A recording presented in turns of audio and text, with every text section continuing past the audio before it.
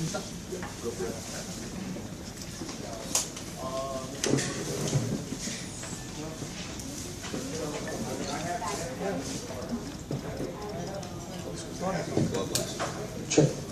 Yes.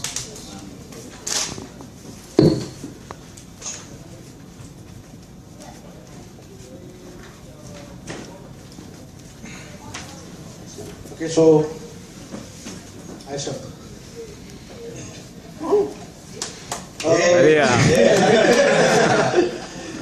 First of all, I would like to introduce myself. My name is Salman, and I'm the promoter of the festival. And I'm very happy that you guys got your visas this time. Yeah, us too. So we started back last year as Bangalore Open Air powered by Walking. We had Creator, and this year, and in fact we had to have Ice-Tour too last year. Unfortunately, the whole visa issues, blah blah, happened, and I'm really happy that we could get them done this year. And the whole idea about doing Bangalore Open Air is to build a heavy metal community in India. I mean, there have been a lot of a lot of music festivals around, and there hasn't been a dedicated heavy metal festival. So I personally, when I went back in 2009 to Wakan, I was flabbergasted to see such a huge, massive festival. And that's when I came back and said, look, India needs a metal festival, and that's how we started this. Cool. And yeah, so let's keep this open house, and we could shoot questions to the guys here. Okay, can I go first? Okay, so in this day and age where bands are constantly seeking to expand their music stylistically, could you tell us a bit about your new album, Plagues of Babylon? Is it a step in a new direction, or are Ice-Tour going to do what they do best? I mean, we're going to do what we do best, of course, but I think there's definitely some new elements on there, but, I don't really want to get into specifics about, like, the theme and everything, because we're going to be doing one press release worldwide that, when that time comes, when the album cover is going to be unleashed and everything, but it's heavy, it's dark, very melodic, and there's definitely some new tones that are going to be used, and it's going to be cool. How difficult has it been for composing and writing for 3 different vocalists now? So for what? You had Tim Ripper Owens, then you had Barlow, and now you have Stu Block. We've actually. So how difficult has it been? Yeah, you have 2 singers in the beginning as well, but 3 main vocals. So how has the journey been adjusting to each of the vocalists and vocal sonic abilities? Well, I think starting with Matt, actually even John, really, the ability of the singers was able to handle what the song required. So, I mean, you got to make decisions when you hire somebody into the band to know that they're going to be versatile enough to be able to handle what the songwriting requires and what the overall mood of the songs are. So, I mean, all the last 3 singers, Stu, Tim, and Matt, are all very capable, have very wide ranges, but also very different. So that's a judgment call you have to make when you do auditions and see what the guys are capable of. It's not just the vocals, but there have been a lot of lineup changes in there. Does it help in some way, or do you think it will destroy what?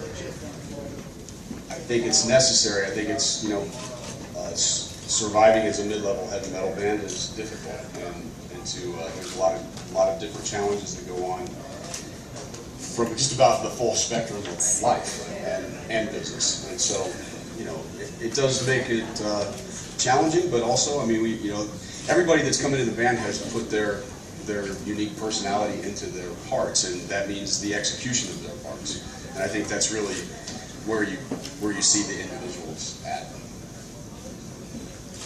Okay, so the specific subgenre of the music that Ice-Tour plays has always been a subject of debate. What do you guys personally classify yourself, and if not something specific, what are you closest to, as in, from a personal perspective? We're heavy metal. I mean, that's it. There's nothing else to it. It's just balls to the wall heavy metal, and I think that's the goal.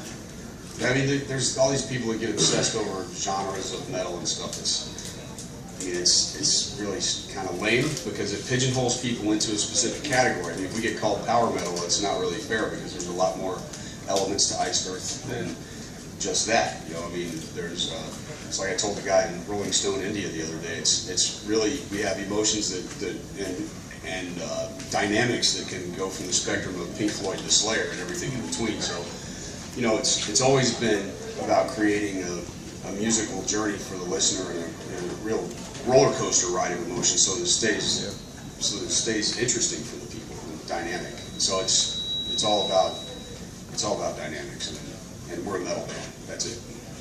When it comes to the artwork, can you tell me how much the band actually has a part in it, or is it just that you make the music and give it to the person who designed it? No, I'm involved in the step from the concepts to every step of the way. So it's actually quite a time-consuming job for an artist. So. Is that given as much importance as the music itself? Yeah, because it's actually all connected. You know, it is very important because there's always a theme, and at least running through Iced Earth Records 90% of the time. And so I like to have the whole package, and the whole thing makes sense. You know, and that goes to the kind of tones you choose for the instruments, to the tones of the artwork. You know, it's all got to kind of fit. So it is important. So Eight-Octaves has two relatively new members, Luke on bass and Raphael on drums. How involved have they been in the creative input of the new album, Plagues of Babylon?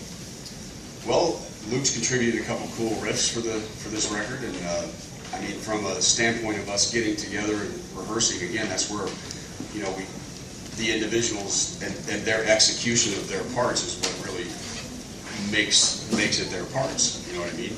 It's not necessarily about just coming up with a part, but it's also how you execute the part, and that's because everybody has a different touch, whether it's a guitar player, a singer, a drummer. You know, I mean, Raph's really bringing some cool fills and groove to the sound, and I think people are going to be really, really happy when they hear what he's contributing on this. So, it's cool. Okay, so what are your thoughts on how metal has evolved through the ages, and do you have any specific thoughts on this old school and new school divide? It's a discussion that plagues the metal world perpetually nowadays. Do you have any thoughts on that, Jon? Not really.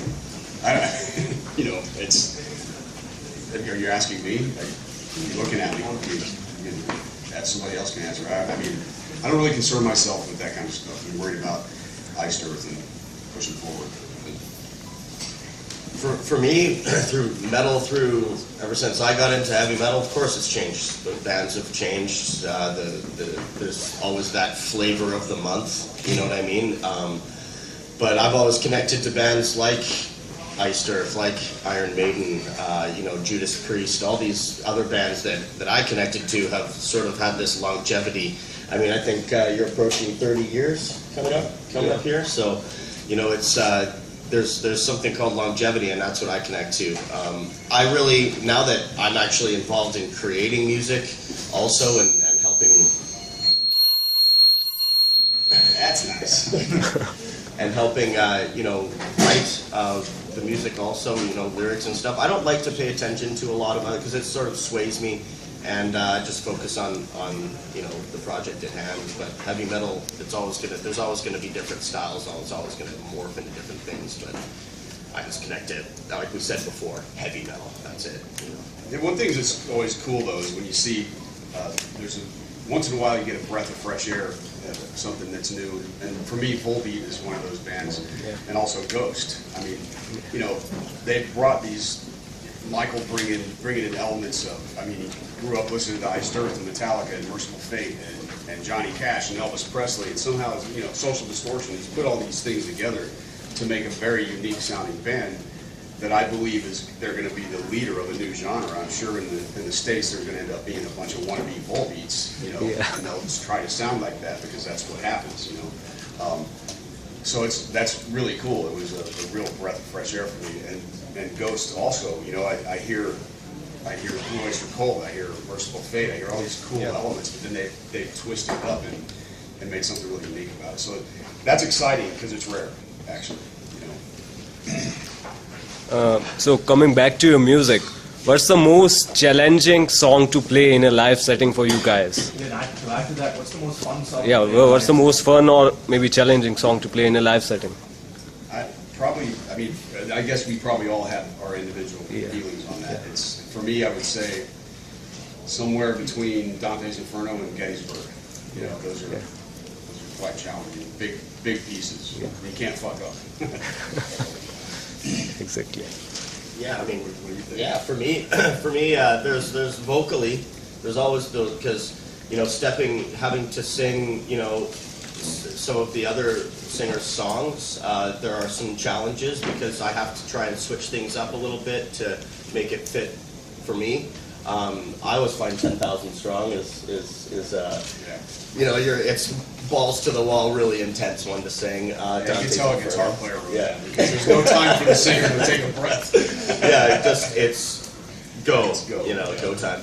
Dante's Inferno too. It's a long passage, you know, and there's some challenging parts in that song too. I mean, for me, there's been challenges in every song that I've sung because it's been a learning experience for me. And I think even when we write some of the new stuff, there's always challenging parts, and I think that's the key element is always trying to challenge yourself as a musician, because then you rise above it and you learn from it.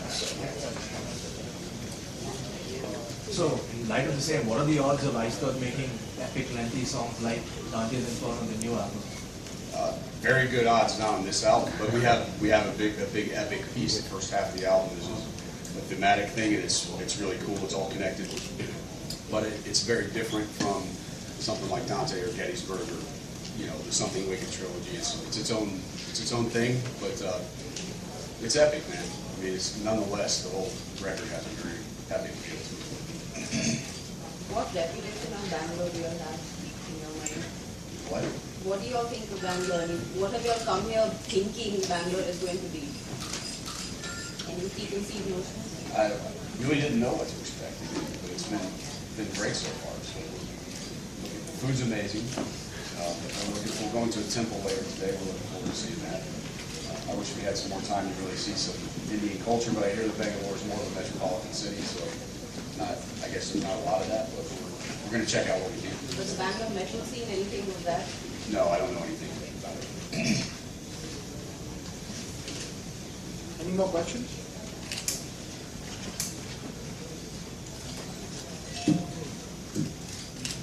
Yeah. Question. How is it managing gigs from place to place? Because you have another show 2 days away from Saturday. So how is it managing your sleep, your practice? Basically, how do you manage it? Well, we're tired a lot. I think we're on some legs of certain tours that we've done. We're pretty much in a constant state of jet lag, but we keep each other laughing and having fun, and that's really important. You know, you get through it. There's a lot of hours spent in airports and on airplanes and buses and that kind of thing. But you know, you soldier on, man. This is what we do. As of stage gear, have you guys used Monster before? Or do you use Monster on stage?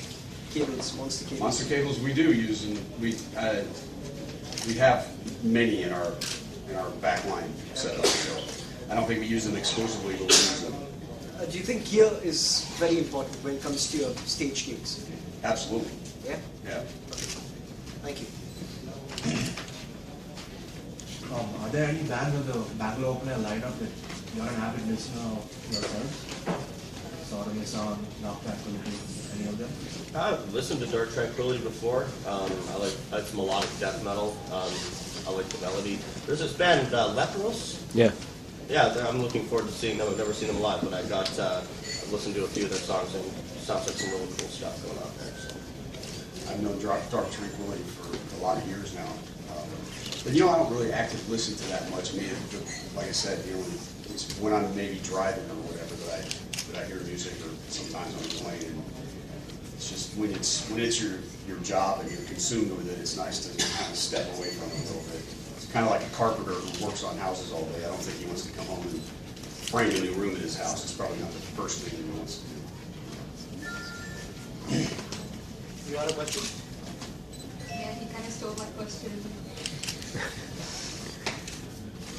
What would be your weirdest experience on stage till date? greatest experience on stage? Weirdest, like, you fell down or something like that. That was depressing and bulby. That was more funny than weird. Yeah, or Michael coming out dressed like me. That's probably the first time I hit my knees laughing so hard. That definitely is the first time that's happened. So yeah, I mean, I can't really think of anything particularly weird that's happened. I'm sure there is something, but you do this so many years, it all kind of starts to blend together. And a lot of memories, but I don't know if there's any weird ones particularly. Has your songwriting process changed from when you began? It's been a long time now. Not really. So what's it like? I mean, I don't know, it just comes. It's really hard to describe. I mean, it's a different process, very different process from coming out with the perform. That's kind of, to me, it's a complete opposite of the way my brain works. So I really like to get focused when I'm writing and not have distractions around me. I mean, coming up with riffs and stuff is one thing, but actually arranging and building songs and all that stuff is it's an emotional process, and there's a lot of pressure involved, and it's pressure that I certainly create for myself. But I think that's the way you get the best performance. I mean, we're all under a lot of pressure this summer because we're playing shows and we're getting ready to start recording the new album on the 14th. So there's a lot of Raphael's come in and into a situation where he's had to learn a lot, back catalog and learn the new stuff. And so we're all feeling the pressure. That's a good thing because at the end of the day, I think people perform the best under pressure, and it really shows the test of your battle. And is the lyrics first or the parts? The lyrics are always last for me, and it's all about the music and the melodies, and then the cadence of the lyric of the vocal, and then we frame the lyrics to fit with the cadence of the vocal melodies. So that's kind of the way I always approach it. Now that doesn't mean it doesn't start with. Normally it starts with a theme.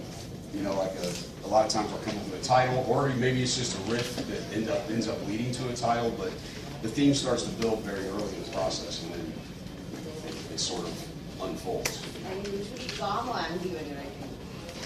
Calm or angry? It can be a little of both. You'll know when you hear the parts. It depends on what particular emotion is happening at that time. John, how much has the American heavy metal industry changed since the mid-80s when ISO was first starting out? And do you have anything to say about the local Florida scene as of now? I haven't lived in Florida since 1997, so I have no idea what's going on there. But I mean, I've seen a lot of changes come and go in this, in the music industry in the States. And the mid '80s was the zenith for heavy metal, in the States. It was bands like Maiden and Priest were selling out every arena in America, all over the place, and a lot of others, a lot of other bands were.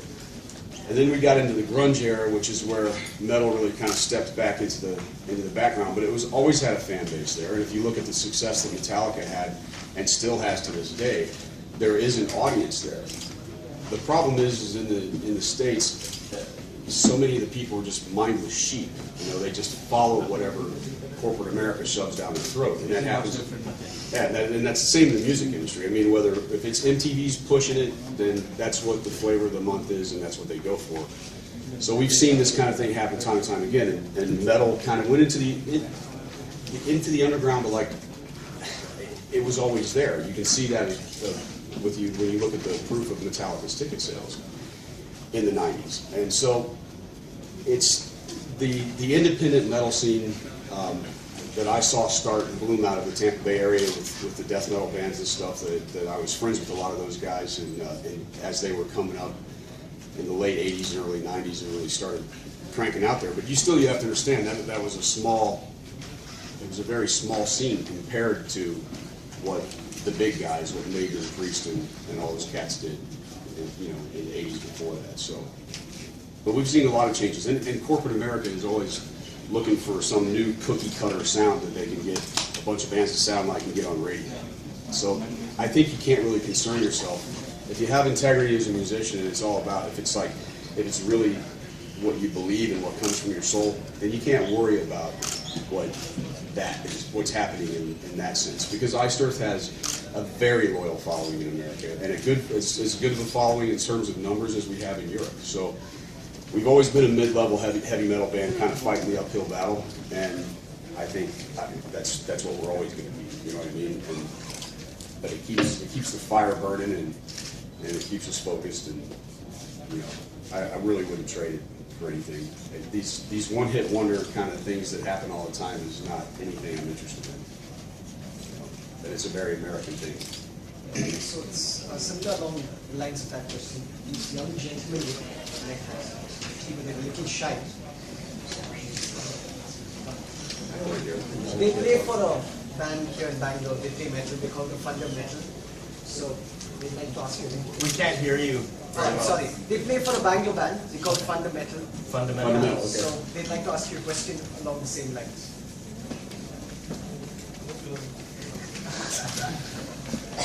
There are a lot of new genres which are coming out, such as house and dubstep. What do you feel about these kind of genres? I mean, do you think they deserve the popularity that they're getting? What kind? Dubstep, Electronic music. Dude, you know what? I have zero interest in that shit. So I have, I'm not really. To me, I'm old school, organic kind of player, sitting in front of a computer and programming weird electronic shit to do all that stuff. It's so far the opposite part of my world that I can't even.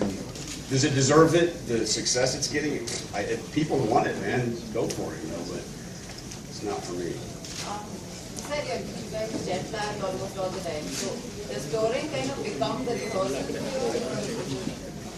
Well, when we're out on the road for, you can rehearse as much as you can until we all start making stupid mistakes because we've played it so many times. And then you get on the road and it takes at least another 4 or 5 shows before things really start to lock up. So it's two different steps. But I think, the last tour we did a lot of shows, and on the next tour we're going to be doing a lot of shows. So it becomes like, it's just, you don't even have to think about it once you do it. I mean, we're, pretty well-oiled machine at this point. So. About the show tomorrow, what can crowd expect from Iced Earth? Like, what kind of set list you guys gonna play tomorrow? What kind of set list? Well, we only have an hour, and we're working on our 11th studio album. So it's and Iced Earth songs, they're kind of long, so it's a challenge. But I think we're touching on a lot of cool areas, of the catalog, but we cannot hit them all. It's impossible. So mostly old stuff or the new stuff? It's a mixture. Okay. I expect a lot of energy. Expect us to kick some ass, man. We expect you to.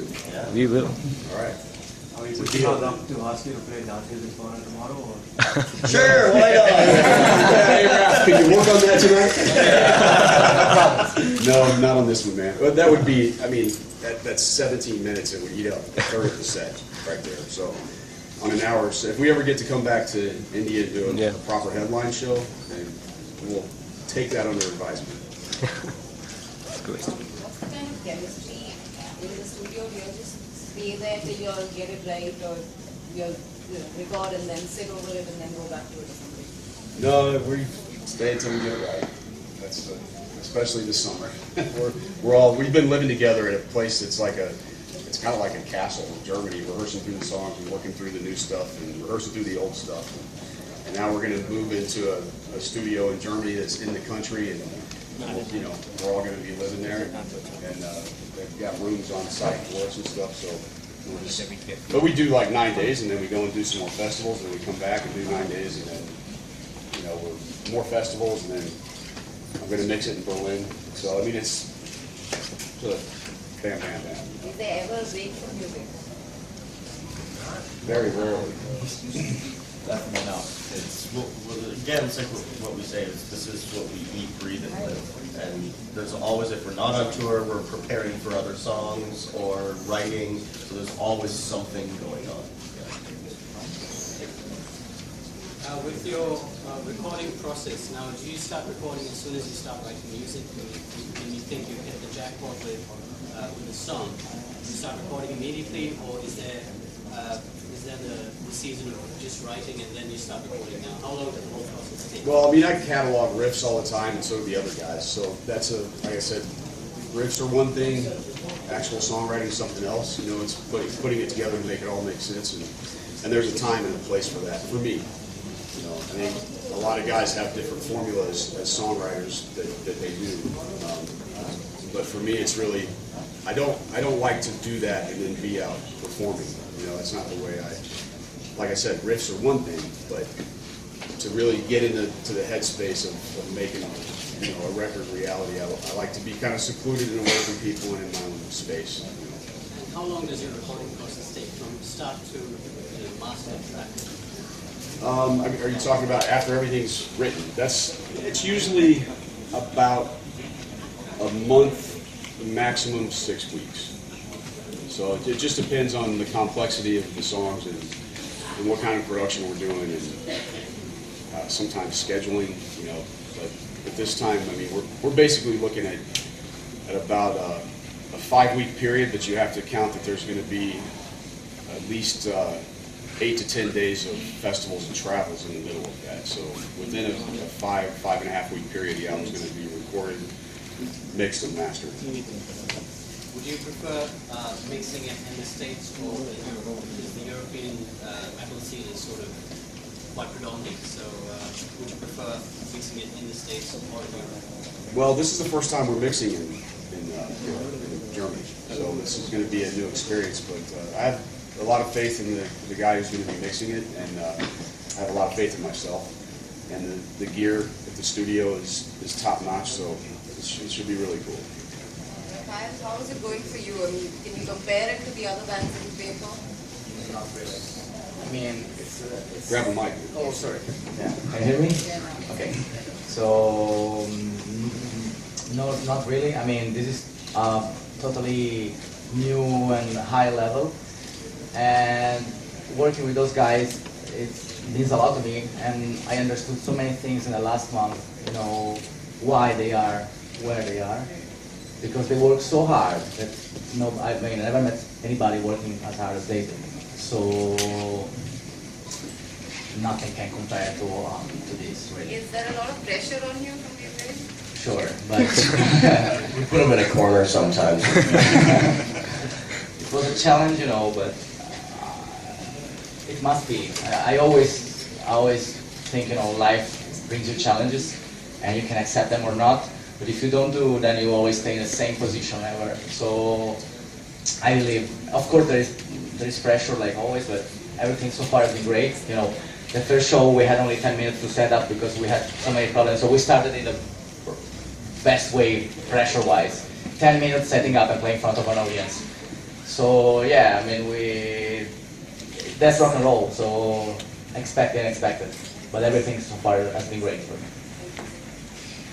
The last studio release, Dystopia, had a lot of dystopian themed songs. Was there any literature or historical incidents that drove the band to write along these lines? I think we're living in it, man. So, you know, there was movies, and I think a general theme of just kind of watching the way things are unfolding around the world. And certainly had an influence on it. What are your advices on the upcoming heavy metal and thrash metal bands? Well, my advice to anybody in any kind of profession is to work your ass off and dedicate yourself completely. And that means being honest with yourself, which is difficult for people. You know, you got to really look in the mirror and push yourself as hard as you possibly can, and you know, don't start making excuses for your weaknesses and everything. Address them, face them, and be strong. You know, and be committed. You have to be committed. You can't. Well, I can't make it to practice tonight because my girlfriend wants me to come and watch her needle point. I mean, or whatever. You know what I'm saying? You got to like really be willing to. I think if you want success in anything in life, if you make all the sacrifices and work really hard and really true, then good things will happen for you. So just keep that attitude no matter what it is you do in your life, and you're going to be successful. there any other collaborations on the card? On what? Any collaborations coming up? Maybe. I can't really talk about it right now, but yeah, there's a few things in the works. So we'll see. Why is it that you haven't performed Asia as much as you performed in Europe? Well, because we have to get promoters that will bring us over, and we really the band made an investment in that when we went to China last was that 2012, right? 2012 we went to China, and that's actually opened up doors for us in other parts of Asia. And you know, it was not, the band didn't get paid well. We all had to sacrifice for that, but it's an investment in the future, and that's actually the kind of stuff that some of the things that we've been doing around the world has you know, opened up other doors for us. So now I expect that on this next world tour, we're going to be doing many more shows in Asia than we've done. And I think each time we do it, it's going to grow. But you are satisfied with the sector that you received right now? It was really cool. I didn't know what to expect. None of us really did, and there's not been too many bands there, so it was. And the promoter told us, "Hey, don't be surprised if they're really cold at first and they don't know how to react." But the first song they were in, and it was great. So we had a really good time. It was a very different culture, and we all really enjoyed it. Any more questions? Just a quick question. In terms of stage gear, like your backline amps and everything, do you seem to get everything that you're comfortable playing on everywhere you take, or have there been times where you've had we don't really play? You're a comedian, right? No, I mean, a lot of times we don't, but we still figure out a way to make it work. But yeah, it's important because some of those things that we require are there for a reason, because it helps us sound like Iced Earth, you know. But we'll still pull off the show with whatever we have to work with. And I'm expecting some of those Asian shows that we're going to be doing later next year are going to be pretty interesting because of the gear that we're not going to have. So we'll do it. Last question then. What was that? How do you name it? Give you a song. How do you name it? That's also something that just kind of comes, but and like I said before, many of the songs in the Iced Earth catalog started with a title. Not all of them, for sure, but many have. And it's more about, for me, it's about a theme, and a title will inspire me, you know, in a way to take the music in a certain direction. So I try to make the music sound like a specific title, or if it's a riff that inspires the title, or a lyrical idea or whatever, then we start working from there and kind of shape and mold the whole thing to go in a specific direction. But they just come, man. Good. I think we're done. Okay. So we look forward to seeing all of you guys tomorrow. Other festivals. Right. Cool.